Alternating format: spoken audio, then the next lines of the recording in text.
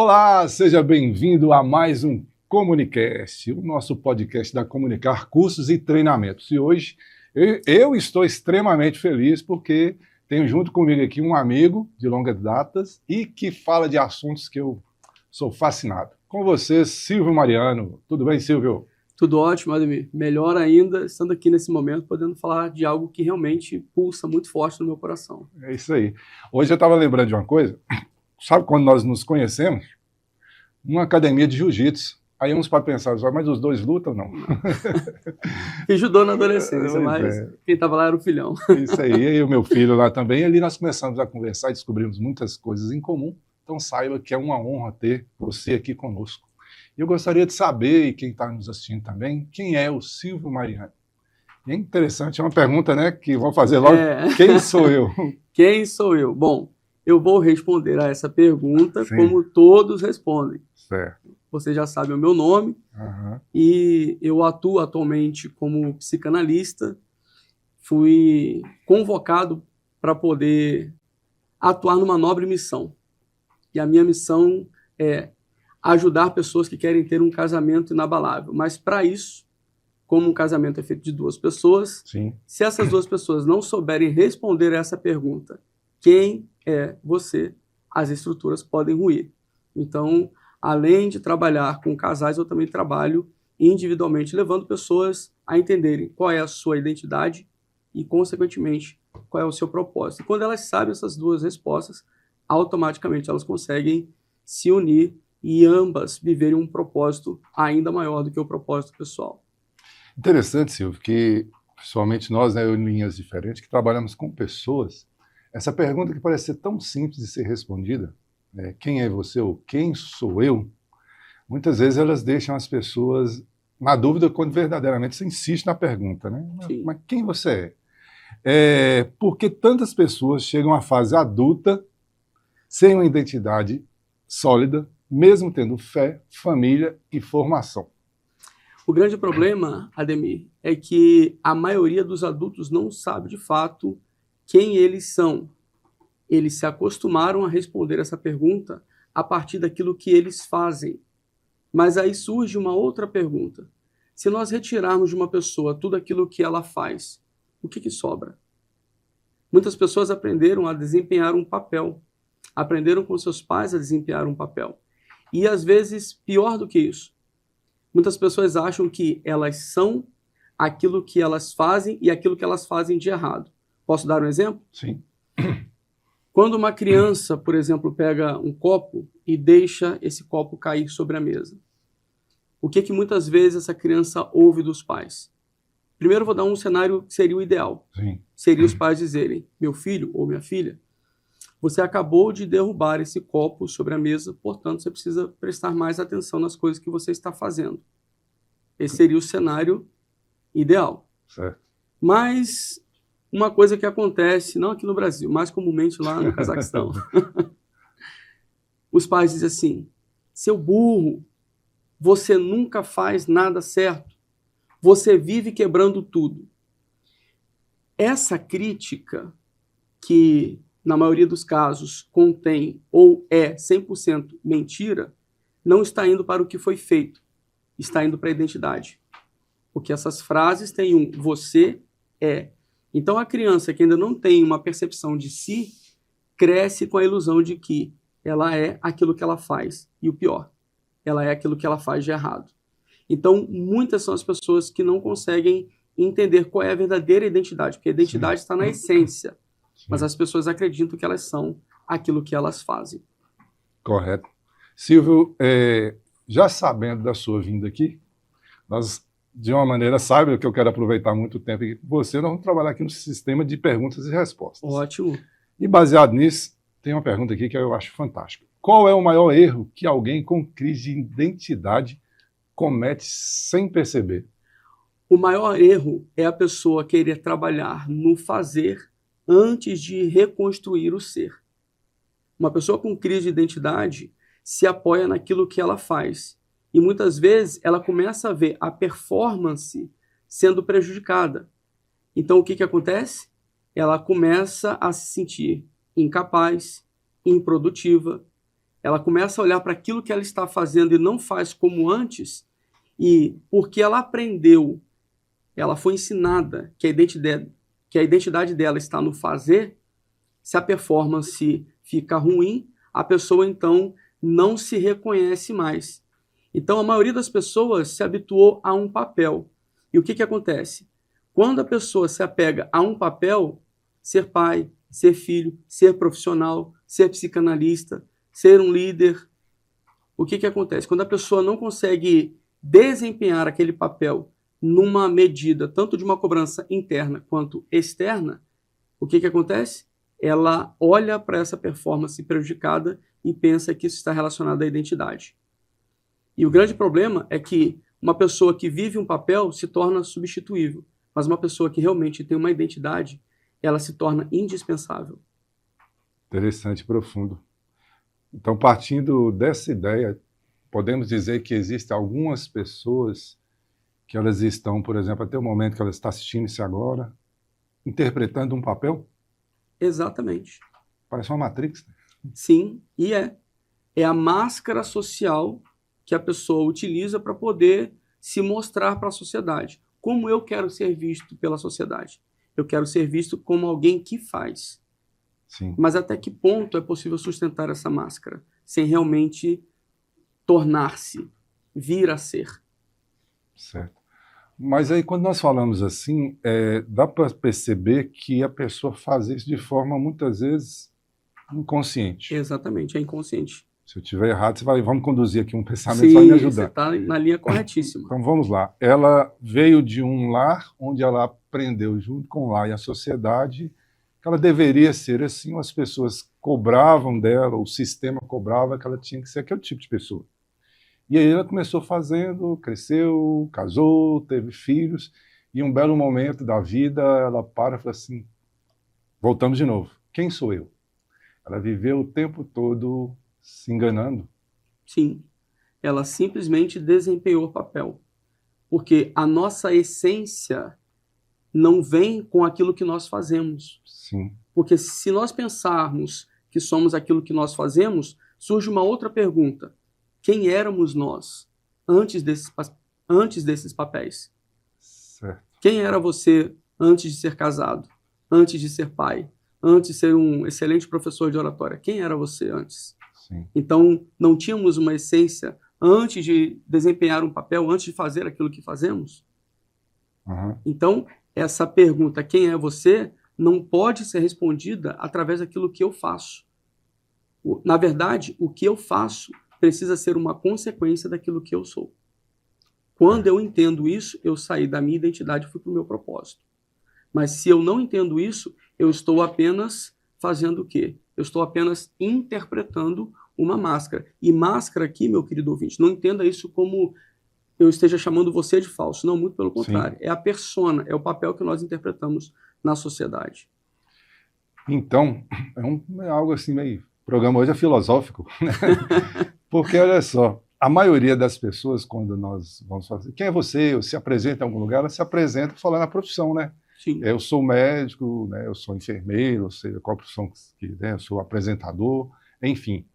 E acho mais interessante ainda que nós falamos isso nos nossos cursos, a pessoa muitas vezes é o Silvio Mariano, depois substitui o Mariano, que é o sobrenome ligado à família, ao Silvio psicanalista. E se o Silvio tiver um Instituto Silvio, é o Silvio do Instituto. Exato. Substituindo quem nós somos, na verdade, como se fosse um sobrenome, né? Ou seja, colocando o fazer no lugar do ser. Sim. Aí gera-se uma confusão. Inclusive, Ademir, esse pensamento contribuiu em larga escala para grandes desastres durante o período da pandemia. Porque, veja bem, se uma pessoa acha que ela é aquilo que ela faz, ou as posses que ela tem, a empresa da qual ela é a proprietária, sim. E quando vem um cenário como pandemia, arranca tudo dessa pessoa. Ela perdeu a identidade. Muitos, na pandemia, acreditaram nisso e acharam que, junto com as perdas, eles se perderam. E, de fato, alguns se perderam por conta dessa ilusão, por não saberem, de fato, responder a pergunta. tão importante. Quem é você realmente? Qual é a sua essência? O que é que não muda com o passar dos anos? O que é que não muda, independente dos dígitos que se tem numa conta? Sim. O que é que não muda, independente da influência que você tem na sociedade, do papel que você desempenha enquanto cidadão, enquanto profissional, enquanto empresário? O que é que não muda? Entendido. Mas aí vem aquela famosa frase agora dos treinamentos, dos coaches, que eu também concordo. Tem pessoas que têm as suas crenças limitantes. Sim. E essas crenças limitantes, às vezes, impedem as pessoas de serem realmente o que elas deveriam ser? Impedem, porque o que acontece? A crença vem antes da razão. Nós somos seres mais emocionais do que racionais. Então, como eu falei, lá na infância é quando uma crença é gerada. A pessoa acredita que ela é o que ela faz e mais, ela acredita que ela é aquilo que ela faz de errado. Agora, o que os coaches não dizem? Até porque, com todo respeito aos coaches, muitos deles não sabem. É que a crença limitante é uma resposta substituta para a pergunta: quem é você? É ali que se encaixa uma crença limitante. A pessoa olha para a sua história de vida e ela diz: bom, se até o momento eu não consegui me relacionar bem, aí se é uma mulher, ela vai dizer o quê? Eu sou alguém que tem dedo podre para relacionamento. Sim. Se é alguém que não consegue se estabilizar numa empresa ou não consegue se manter no emprego, essa pessoa diz: eu sou alguém que não consegue parar em emprego nenhum. Então vejam que são respostas que a pessoa acredita nisso, até porque ela olha para a realidade e ela enxerga elementos que vão respaldar essa crença. Sim. Agora, qual que é o problema, por exemplo, de dizer para uma pessoa: você tem uma crença limitante? É simplesmente dar para ela mais uma crença. Colocou mais uma, né? Sim. Porque se ela acreditava até então que ela não era capaz, que ela não conseguia, etc., agora ela acredita que ela tem uma crença limitante sobre esse assunto. Mas eu pergunto, dizer para uma pessoa que ela tem uma crença limitante resolve o quê? Agora, na questão de resolver, nós sabemos que, pelo menos cremos dessa forma, que todo ser humano, né? Acho que 8 bilhões de pessoas na face da Terra, sim, todos nós acreditamos assim que ele é corpo, alma e espírito. Exatamente. Nós somos um ser trino. Trino. Ou alguns dizem espírito, alma e corpo. Né? Mas não vamos entrar aqui nessa questão. Mas aí nós temos pessoas que são altamente inteligentes, altamente espirituais e mesmo assim ainda têm crenças limitantes. Por que elas têm crenças limitantes? Porque elas não têm permissão para desmentir os pais. Isso é tão profundo assim, Silvio? Exatamente. De onde vem a crença limitante? Vem do pai e da mãe. Eu pergunto para você, eu tenho um filho de 8 anos de idade. Ele pode dizer para mim, olhar para mim e dizer assim: pai, você errou. Pai, você mentiu. Ele tem essa audácia? Uhum. Uma criança pode dizer isso para os pais? Hoje, as crianças até têm um pouco mais de liberdade nesse sentido para olharem para a verdade. Mas, anos atrás, isso seria incabível. Ainda que o pai tivesse errado, ainda que o pai tivesse mentido, isso seria algo inimaginável.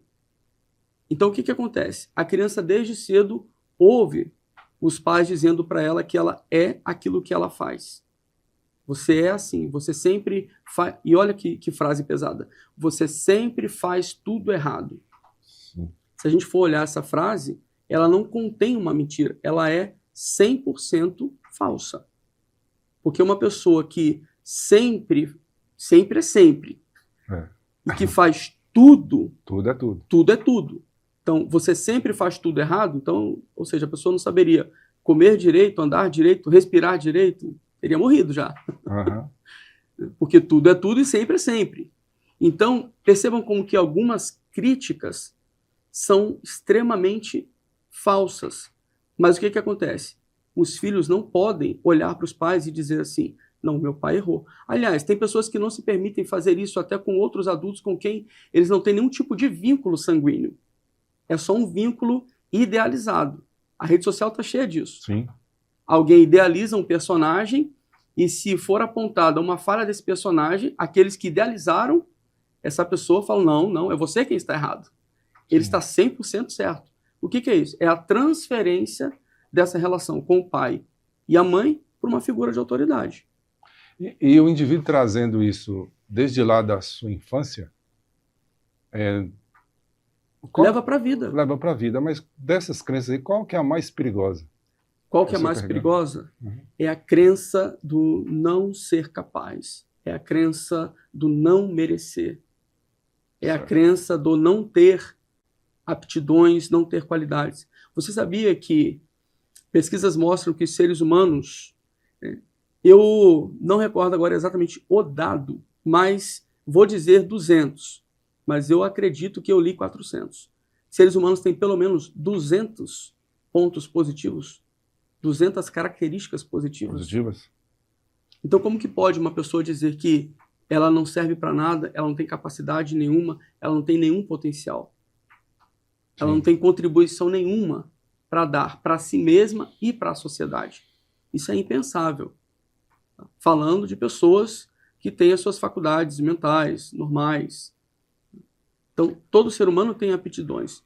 Então, uma pessoa que não se sente capaz, não se sente apta, que se desqualifica por completo, tem uma crença terrível de incapacitação, de não ter, quando na verdade ela tem.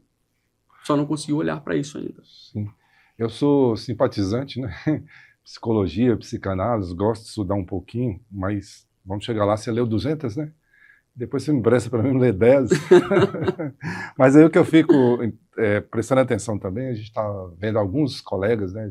No caso seu de profissão, além de falar sobre isso, tem a questão do não pertencimento. A pessoa não se permite. Tem algumas pessoas que a gente conhece, até próximas da gente, que ela tem tudo para ser um sucesso. Mas parece que ela mesmo, além dela não acreditar nela, ela não se permite. Como é que é essa questão do não pertencimento? É uma das necessidades dos seres humanos. Todo ser humano necessita sentir-se fazendo parte. Aí eu vou voltar um pouquinho lá na infância. Sim. Quando o bebê nasce, ele está no colo da mãe e o bebê tem uma ilusão de que ele e a mãe são uma unidade. São um só. E essa experiência de estar no colo da mãe é uma experiência que nós levamos para a vida como uma experiência de fazer parte. O que é um grupo? O grupo é como se fosse uma representação do colo da mãe.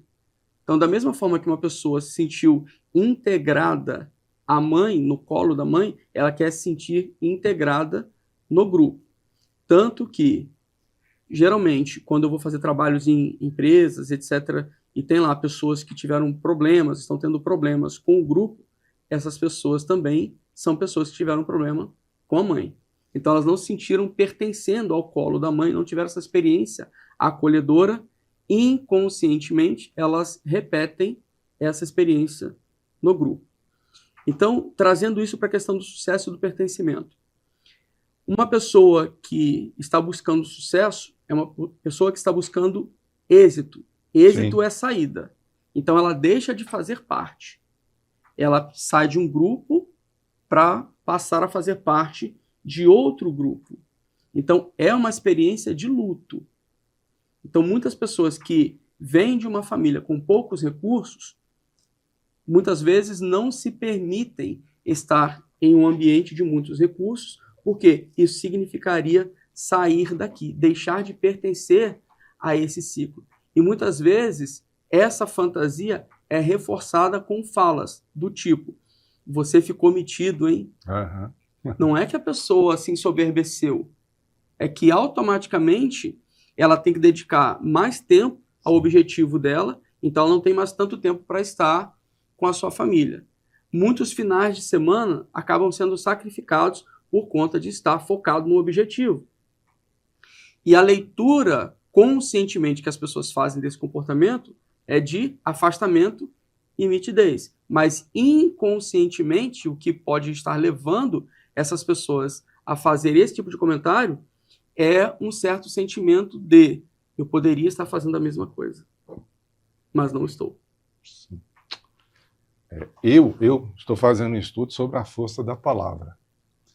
E essa semana me veio um insight o seguinte: a palavra em si, a voz, ela não existe até que seja produzida. E depois foi produzida também, que foi embora. Exatamente. Né? Só que é o seguinte, mas aí a mensagem fica. Então nós temos pessoas criadas no mesmo ambiente, do mesmo pai, da mesma mãe, mas de comportamentos diferentes. Sim. Que se permitem se permitir, que não são tão absorvem tantas crenças limitantes e não tem essa dificuldade de ter o êxito que nós estamos aprendendo aqui agora dessa saída. E como explicar, já que se foi todo mundo ao nosso imaginar, criado da mesma forma, no mesmo ambiente, gerando comportamentos diferentes? Eu sou freudiano, mas eu vou lançar mão agora de uma teoria do Jung para poder falar disso. O Jung vai falar de duas forças. Uma é da individuação. É o vetor que te coloca para cima, que te leva a ascender, a ir em busca dos seus objetivos, independente daquilo que está acontecendo no grupo do qual você faz parte. A outra força, que é antagônica à força da individuação, é a força da coletividade. Quando uma pessoa não sabe qual é a identidade dela, ela tende a permanecer no grupo, porque no grupo ela tem uma ilusão de fazemos parte de algo maior, ainda que esse algo maior não seja relevante. É algo maior, numa escala, mas não tem relevância. Então, se uma pessoa não tem identidade, ela pode ficar demasiadamente presa ao grupo e ela passa a viver conforme as regras do grupo, sejam essas regras explícitas ou sejam regras que são criadas de maneira inconsciente por conta dessa necessidade de pertencimento. Então, pegando isso e trazendo para a família. O que é a família? A família é um coletivo. Correto. Então, existe essa força grupal que tenta manter todo mundo na mesma frequência, falando a mesma coisa, fazendo a mesma coisa, vivendo com os mesmos hábitos. Acreditando nas mesmas coisas. Acreditando nas mesmas coisas. Então, manter todo mundo ali unido, porque isso faz deles algo maior do que cada um individualmente. Essa noção coletiva. Mas, por mais que alguns permaneçam presos a esse coletivo, existem aqueles que são impelidos pela individuação. Eu estou aqui, temos todos a mesma origem, partilhamos do mesmo sangue, mas eu sei o que eu creio, eu sei quem eu sou, eu sei o que eu posso fazer. E essa pessoa, então, se projeta para fora. É aquele membro que se destaca. Sim. Então, eu gosto muito da questão das simbologias, né, e das metáforas, representações. Então, quando a gente pensa em se destacar, a gente pensa numa cerca. Numa cerca tem todos os mourões, né, que estão ali enfincados, estacados, todos eles nivelados e passados por um fio. Quando alguém começa a se destacar, legal, ascender, subir, o que acontece? Aquele arame vai fazer uma força para trazer para baixo. Mas quando realmente a pessoa tem determinação, ela sabe quem ela sabe no que ela acredita, reconhece tudo que ela tem e ela vai fazer diferença no mundo, ela consegue romper, se destacar e sair disso aí, se superar e ter sucesso. Já que a gente está filosofando, na hora que você falou aí sobre destacar, eu imaginei essa cerca e essa força puxando, né? Sim. A gente lembra lá da 7ª série física, né? As leis de Newton, é a força igual e contrária. É uma força querendo ir, várias querendo trazer. Exatamente. E aí, se ela não for resistente, ela acaba fincado, porém não satisfeito onde está. Aí começa a gerar as dificuldades, né? Sim. E quando você falou de resistente, eu lembrei de um psicanalista que eu tive o privilégio de conhecer, o Dr. David Zimmerman. Ele era médico, psiquiatra e foi estudar psicanálise e teve que fazer, então, uma dissertação. E a dissertação dele foi sobre resistência.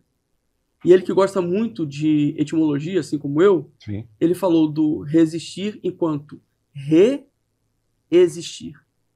Ou seja, eu me colocar de forma mais contundente, eu reforçar a minha existência enquanto um ser único, enquanto indivíduo, enquanto alguém que realmente tem uma identidade. Sim. Então, é essa força que realmente vai nos levar a sermos projetados para fora dessa outra força do coletivo que tenta nos manter todos no mesmo nível. Agora é interessante, Deus, sabedor de todas as coisas, resolve ter um plano, né? Sim. Um homem e uma mulher, com todas essas questões aí eles se unem. E quando isso vai para o casamento, quando você começa a tratar, você atende, né, no seu consultório, Sim. casais, aí você precisa identificar a situação de um, identificar a situação do outro e fazer essa união. Isso é fantástico, Ademir, e ao mesmo tempo desafiador. Imagino. E durante muitos anos atendendo casais, faz mais de 20 anos que eu trabalho com casais, durante muitos anos atendendo, normalmente eu esbarrava no quesito resistência, que uma já seria difícil de lidar, mas não é apenas uma, são 5. 5? Existem 5 resistências, né? Uma delas é a do ganho secundário. Como é que é essa questão do ganho secundário? Não vou usar o exemplo de casal, não, vou falar de uma outra coisa aqui. Conta-se que certa vez um curandeiro estava andando por uma região e encontrou 3 pessoas. Curou 2 e a terceira, quando ele foi andando em direção à terceira para curá-la também, essa terceira pessoa disse: eu não quero ser curado. Eu sou aposentado pelo INSS. Ou seja, isso é o quê? É o ganho secundário. Então, tem algo ali que a pessoa está lucrando com algo que é negativo. Então, no casamento, acontecem situações que trazem também um ganho secundário. Então, existem vários fatores que, às vezes, dificultam essa questão do entrosamento do casal. Mas, falando desse desafio de atender casais, eu, buscando cada vez mais me aprimorar e encontrar ferramentas, eu me deparei com uma que realmente é algo extraordinário. Sim. Aliás, você conhece. Sim, sim. Que mostra realmente questões relacionadas à identidade, questões relacionadas à infância, percepção de mundo, enfim. É como se fosse um scanner da alma. Sim. Pode me corrigir se eu estiver exagerando. Tá perfeito. Perfeito. E isso ajuda a ir exatamente no ponto crucial da problemática do casal. Sim. Então, olhar para essas questões, daquilo que eles acreditam, de como eles se percebem, do potencial que eles têm e o que eles estão fazendo com tudo isso, realmente é algo que me dá muita satisfação. Que legal.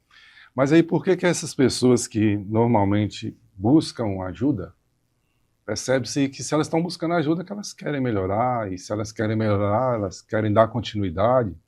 Se elas querem dar continuidade é porque elas se amam. Sim. Mas por que mesmo se amando, se machucam tanto? Posso falar a verdade? Ah, pode. Porque pessoas feridas ferem.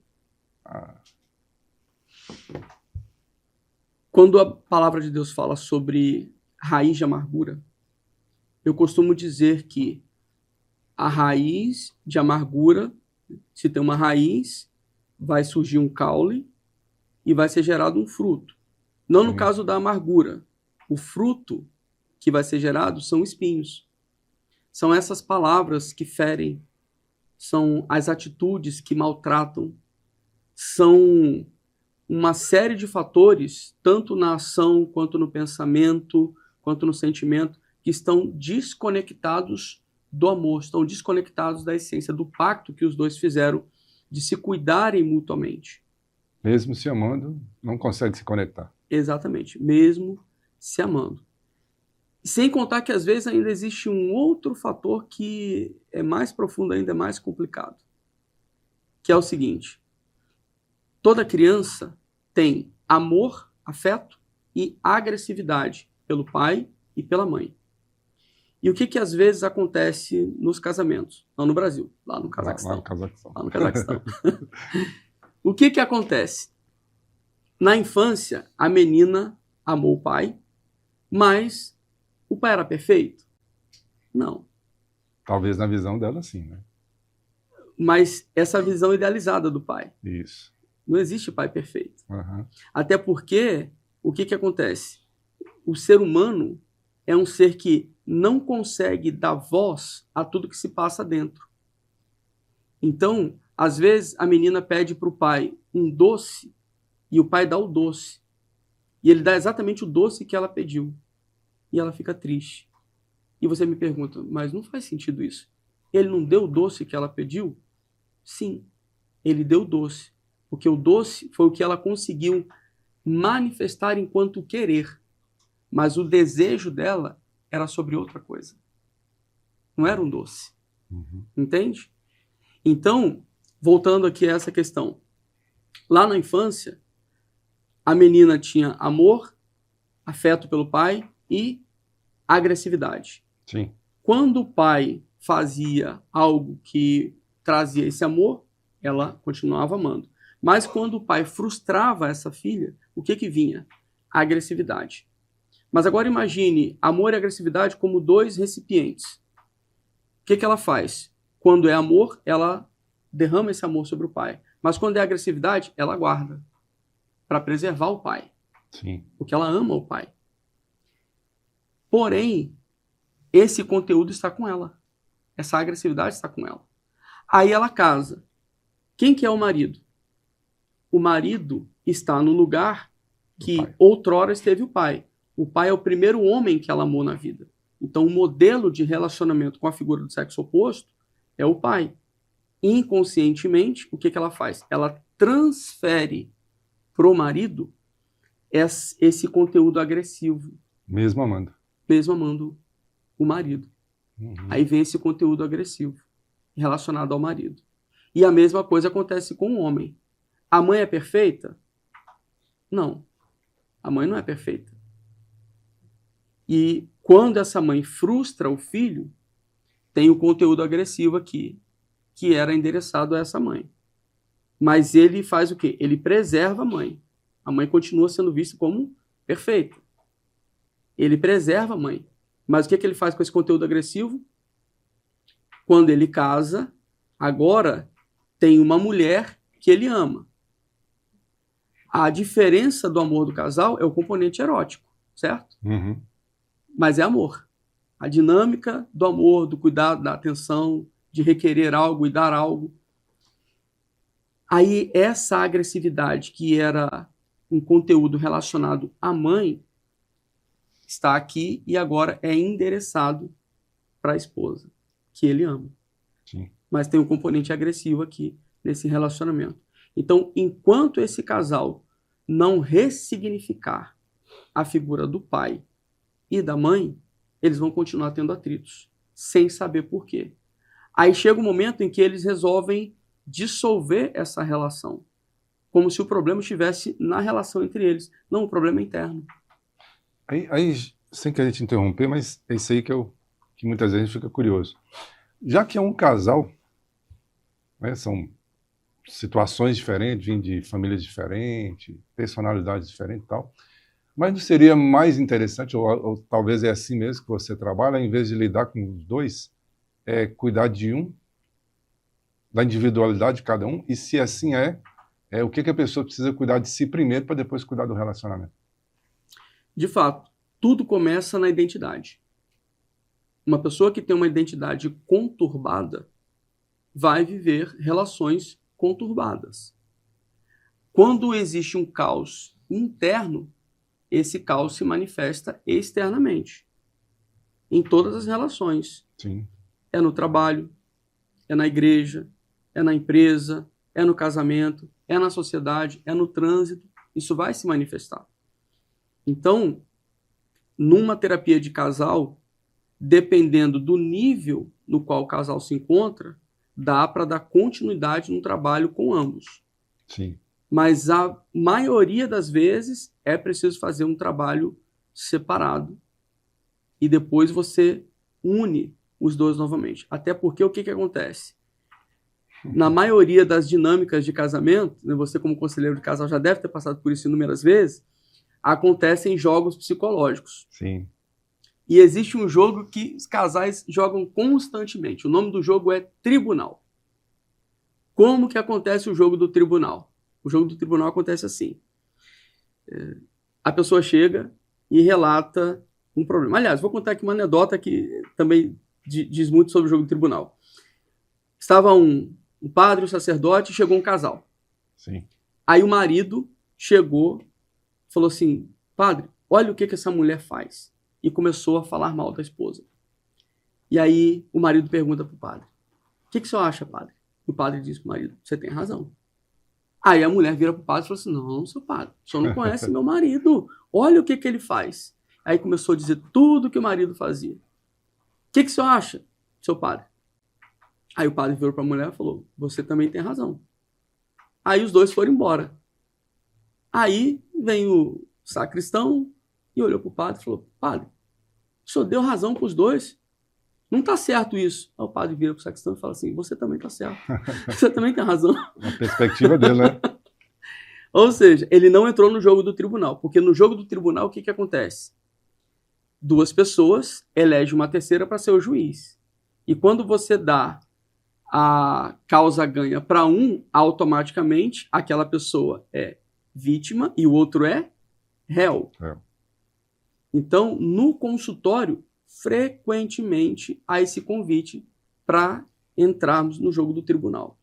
Então, às vezes, a terapia não avança porque a todo momento o casal quer fazer esse joguinho. Então, é preciso ter muito manejo para poder identificar essas questões e saber, dá para conduzir essa terapia de casal juntos ou eles precisam ser trabalhados na identidade, no ser, em separado, para depois poder, então, unir esse casal. Silvio, essa sua profissão, missão, esse seu propósito, ele é muito desafiador quando a gente ouve você falando e tudo e tal. O que te levou a decidir a trabalhar com isso, a exercer essa... Porque imagine, né, a gente falando aqui, tudo bem, mas ser frente a frente com um casal, às vezes amigo de você, ou às vezes desconhecido, aí você é chamado para fazer parte desse tribunal, você volta lá atrás e fala, por que eu fui escolher? Mas o que te move? É interessante falar a respeito do propósito, Sim. Porque o meu desejo de infância era ser militar. Eu queria ser militar da Marinha. Ah, tá. Na época que eu fui me alistar, um amigo meu falou sobre ser paraquedista do Exército, eu fiquei empolgado, nem sabia que existia isso, e fui ser paraquedista do Exército. Servi na Brigada Paraquedista por 2 anos. Porém, com 17 anos de idade, veio o meu chamado para trabalhar com um casal. Nessa época, meu tio estava se separando da esposa dele. E pular de avião não era mais fácil, né? Bem mais fácil. Bem mais fácil. Meu tio estava se separando e aquilo mexeu muito comigo. Sim. E eu falei, Deus, eu não quero isso para minha vida. E Deus falou, você não vai querer isso nem para você nem para ninguém. A partir daquele momento, meu coração começou a queimar sobre o assunto relacionamento, casamento, família. Sim. Eu realizei meu sonho de infância, me tornei paraquedista do Exército e fui tirado da Brigada Paraquedista. Uhum. Eu era a praça mais distinta, eu trabalhava na seção, não tinha uma falta, nada, e mesmo assim veio a minha baixa, eu não entendi. Falei, bom, só pode ter um motivo, é Deus me tirando daqui. Sim. E realmente foi isso, aí depois veio a minha jornada na teologia, na psicanálise, análise internacional e as especializações com educação sexual, psicopedagogia, hoje sou sexólogo também, e tudo isso para poder realizar a minha missão, cumprir o meu propósito com excelência. Certo. Então hoje você sabe quem você é. Sim. Sei quem eu sou, sei no que eu creio, sei tudo que eu tenho e coloco tudo isso em prol do meu fazer, da minha realização, do meu propósito, da minha missão. Certo. E quando você olha para aquele rapaz lá atrás que queria ser algo e hoje você se sente realizado, sabendo quem você é, não é o caso seu. Existem muitos, principalmente empresários, empreendedores de sucesso, que aparentemente, ou seja, muitas vezes a gente olha para ele e é comprovado, ele é um cara de sucesso. Mas tem algo também que está muito sendo falado agora, chamada crise do impostor. Queria que você explicasse para nós um pouquinho sobre isso aí e por que pessoas tão bem-sucedidas, mesmo sendo bem-sucedidas, se sentem como verdadeiros impostores. A crise do impostor é muito comum em pessoas com altas habilidades de superdotação. Esse é um tema novo que tem surgido Sim. na atualidade. É muito comum, eu atendo diversas pessoas que têm a HSD, é a sigla, né, para altas habilidades de superdotação. Como é que chama? Altas habilidades e superdotação. Sim. São pessoas com um QI elevado. E o que acontece com essas pessoas? Como elas têm muita facilidade de aprendizado e prática, então dificilmente elas se veem diante de desafios. Então aquilo que é complexo para a maioria das pessoas, para essas pessoas é algo simples. Sim.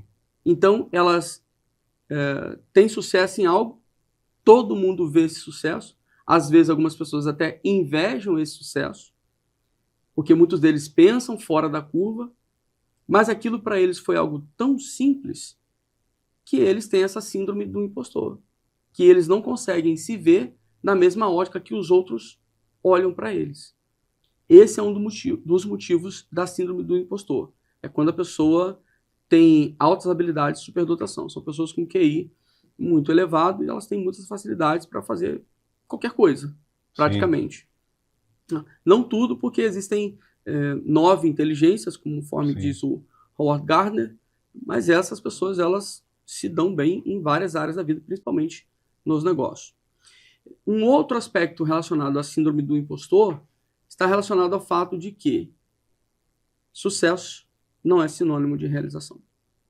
Uhum. Eu já atendi várias pessoas que são bem-sucedidas nas suas áreas, profissionais, liberais, empresários, com muito sucesso, com patrimônio invejável, mas elas não se sentem realizadas. Sucesso é uma coisa. O sucesso vem com conquista. Realização vem com propósito. Vamos voltar aqui, a gente tem um público também que tem nos assistido bastante, são empresários, empreendedores, mas mesmo assim as pessoas que talvez nem exercem algum cargo de liderança, mas são líderes natos, é perceptível isso na pessoa, mas na hora dela transmitir isso, na hora dela ensinar, na hora dela exercer a sua liderança, elas se tornam inseguros. Por que isso acontece? A primeira coisa que um líder precisa tornar-se é um líder de si mesmo. Mas eu te pergunto, sem saber quem realmente eu sou, como eu vou tornar-me líder de mim mesmo? Uhum. Então, se a pessoa não sabe quem ela vai agir a partir daquilo que ela é capaz de fazer. E porque ela é capaz de fazer algo, por conta daquilo que ela tem enquanto competência, enquanto habilidade, relacionado ao perfil, a bagagem intelectual e prática que foi adquirida durante a vida, o que às vezes acontece? Há uma grande tendência, não só nos líderes, mas em todo mundo, Sim, a colocar o outro no mesmo nível que você está. Nós não queremos lembrar do tempo da ignorância. Então, se eu sou ignorante sobre um assunto e eu passo a conhecer aquele assunto, automaticamente, como eu não quero me ver naquele estado de outrora, de um ignorante, eu também olho para os outros como se eles soubessem aquilo que eu sei. Então, as pessoas, às vezes, enquanto líderes, elas tendem a usar muita comunicação mais subjetiva, sim, como se os outros soubessem exatamente aquilo que elas estão falando. Então, isso acaba levando muitos líderes a cometerem esse equívoco no momento de liderar, na comunicação, na transmissão. Um outro fator é aquele que já foi pontuado. A pessoa não é líder de si mesma, porque não se conhece, e está focada na performance. sim. Performance gera resultado. E resultado para o momento. Sim. Autoconhecimento gera uma exponencial, um fazer exponencial que se perpetua pela vida, que se eterniza. Algo que não é só para o momento, algo que ecoa pela eternidade. Interessante. Tenho aprendido ultimamente também nessas convivências e é interessante como nós ministramos nosso curso de oratória. Você teve o privilégio, nós tivemos o privilégio de ter você lá conosco. Para mim foi uma grande honra. Você entendeu? E assim, foi nata a forma como a gente faz o nosso curso, né? Levando a pessoa a saber realmente quem ela é, suas crenças limitantes. E aí eu fui ficando curioso com essas coisas e aprendendo. E a gente percebe isso nas pessoas. Às vezes elas não sabem o potencial que elas têm. E nós que fomos chamados também para esse propósito, a gente olha para a pessoa e fala assim, você pode, você é capaz. Aí vai precisar de um tempo para ela entender que ela pode se fazer isso aí. Então foi um método que nós desenvolvemos. Só que aí vem você e nos apresenta um método fantástico, do qual eu estou participando, que eu acho muito válido e quero muito que as pessoas conheçam. E eu gostaria que você explicasse para nós aí em detalhes como funciona o método Trinity. Eu agradeço, Ademir, por poder estar falando do Trinity, que realmente é algo que me surpreende a cada dia. Na minha jornada de mais de 20 anos atendendo pessoas, eu tinha alguns momentos de crise. Por que eu tinha momentos de crise? Porque eu tenho a psicanálise, que é uma abordagem do inconsciente. Mas eu também sou analista transacional, que é uma abordagem comportamental. Além disso, eu sou o Practitioner SOAR, que é uma abordagem de perfil comportamental. É como se fossem os temperamentos, só que com uma outra nomenclatura até mais fácil de ser assimilado. Fora outras ferramentas que eu fui adquirindo ao longo da minha jornada. E o que acontecia? Quando uma pessoa me procurava como psicanalista, eu tinha que me ater ao atender enquanto psicanalista, a técnica da psicanálise. Certo. Quando uma pessoa me procurava como analista transacional, eu até tinha um pouco mais de liberdade, mas eu estaria ali sendo analista transacional. E às vezes a pessoa vinha para poder se conhecer mais no perfil. Então eu via que havia uma fragmentação do meu trabalho. E aquilo me gerava crise, porque eu queria que a pessoa realmente pudesse chegar no meu consultório e ela poder, identificar onde está a raiz do problema. Quais são as questões periféricas que fortalecem esse problema? Sim. O que ela tem para poder lidar com tudo isso? E que realmente ela vai fazer na vida com tudo isso depois que ela ressignificar toda a sua história. E a partir dessa inquietação surgiu o Trinity, um método de desenvolvimento integral, olhando para o ser humano como espírito, alma e corpo, porque além dessas questões das ferramentas profissionais, existe o lado meu também, enquanto pastor, que está ali presente, olhando para outras pessoas que também partilham da mesma fé e sabem que nós somos espírito, alma e corpo, e até quem não partilha de fé alguma, também é um espírito, ou seja, é alguém que quer fazer algo que vai se eternizar e não ficar apenas no momento presente. Correto.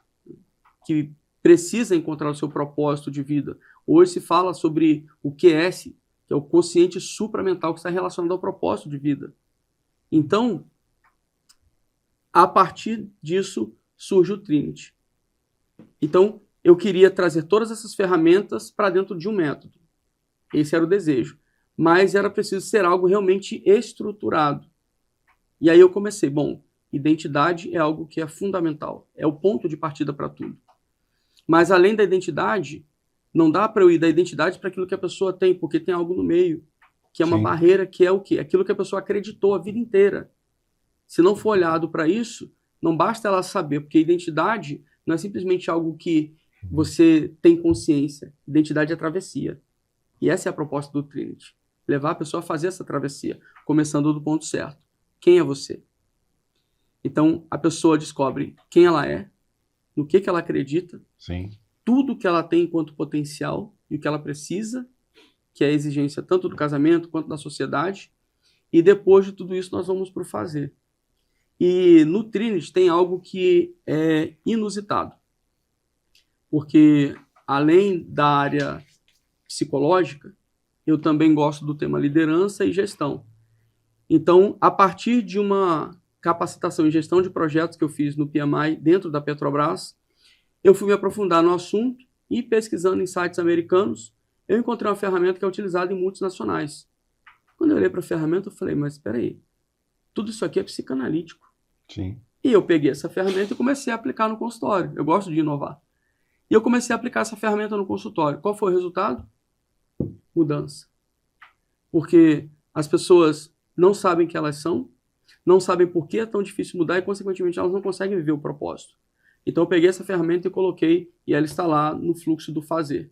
Eu preciso saber fazer diferente, fazer a mudança, para depois fazer com excelência e fazer com propósito.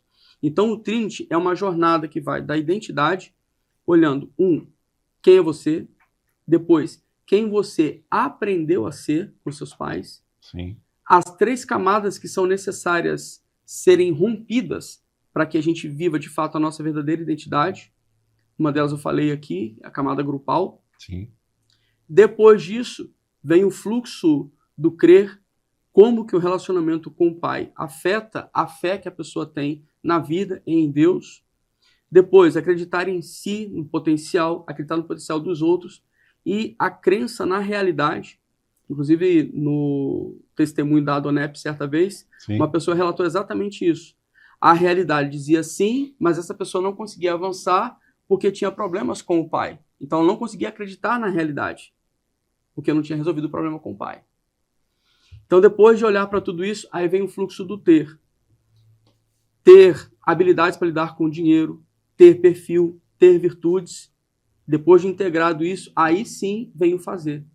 Então, o fazer é fruto de uma integração entre quem você é, o que você acredita e o que você tem.